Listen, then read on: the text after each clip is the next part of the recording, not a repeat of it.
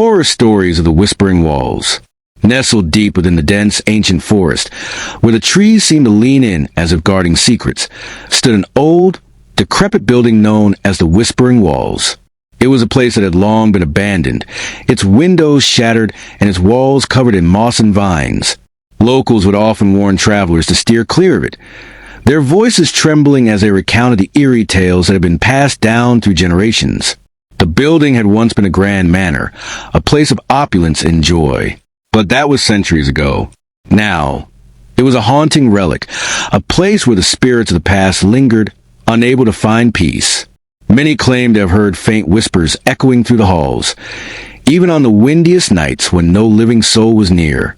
These whispers were said to be the voices of those who had met their untimely end within its walls. One of the most chilling stories involved a young couple who had ventured into the forest on a dare. They were brave, or perhaps foolish, enough to ignore the warnings and explore the Whispering Walls. As they stepped inside, the air grew colder and an unsettling silence enveloped them. They walked through the dusty rooms, their footsteps echoing eerily. Suddenly, they heard a soft, melodic voice, almost like a lullaby, coming from the upper floor. Curiosity got the better of them, and they climbed the creaky staircase. At the top, they found an old, ornate mirror hanging on the wall. The voice grew louder as they approached, and they saw their reflections in the mirror. But something was wrong.